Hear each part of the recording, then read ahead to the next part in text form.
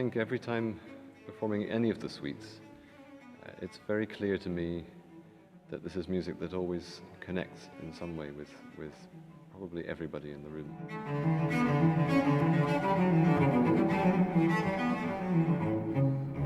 Recording these works more or less necessitates that you're constantly performing or constantly living all of the suites regularly enough.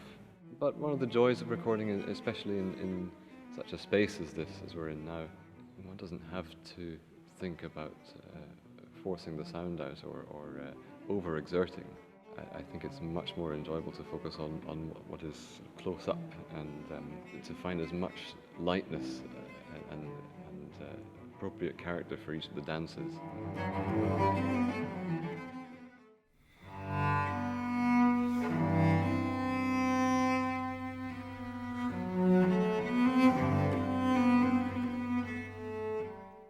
Bach has always been a part of my cello playing life. The more you know it, the better you know it, the more questions you have, I think, and that's very exciting. The best interpretation is one which is evolving constantly, is being rethought and re-examined, and I think the Bach suites both demand and show that possibly more than any other works we have in the cello repertoire.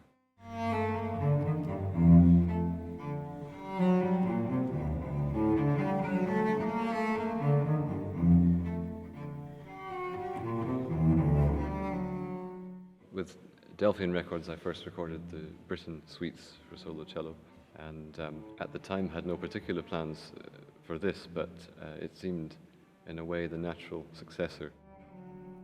Paul offers very direct feedback, but also gives the artist enough space, I think, to just explore and just to find their way with it, and I really valued that.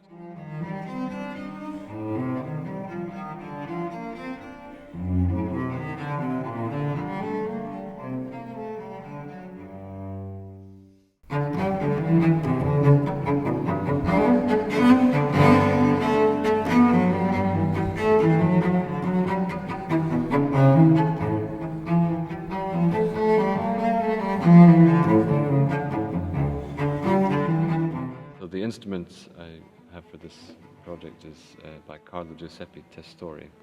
It was made in 1697, and it's a wonderful instrument, one of the best examples, I think, of his.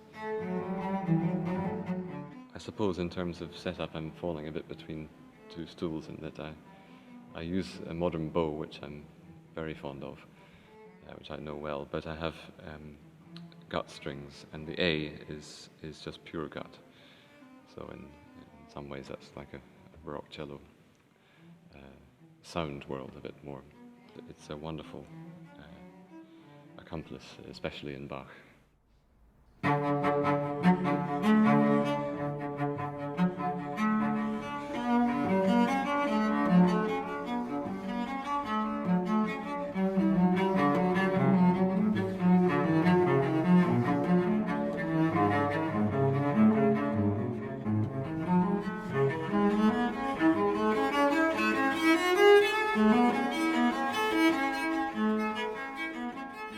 I think of the six, the D major suite, number 6, does stand apart some way, somehow, just in terms of its ambition, I think, musically. It traverses a much wider register, owing partly, of course, to the additional string needed in theory for that suite.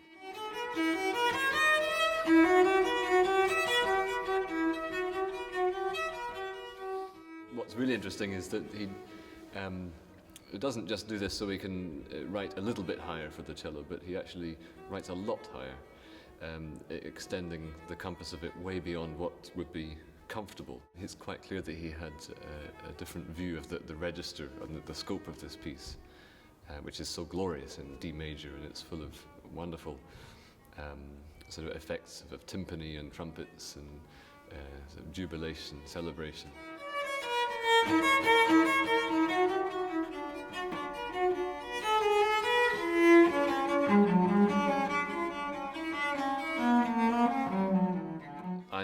using a modern instrument by Kai Thomas Roth, and it's based on a Dutch instrument from the 17th century, and it's been wonderful to get to know this and to, in a sense, rediscover the piece, having learnt it on 4 strings.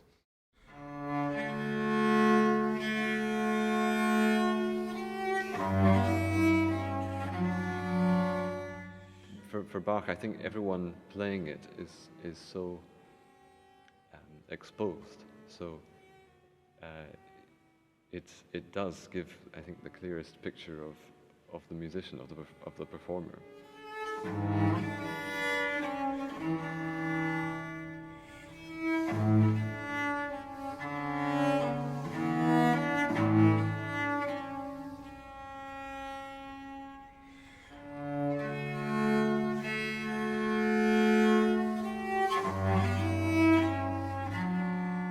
I have not gone out of my way to be radical and to do things differently, but I think listening to it, the best experience one can have with Bach is to hear it as if for the first time.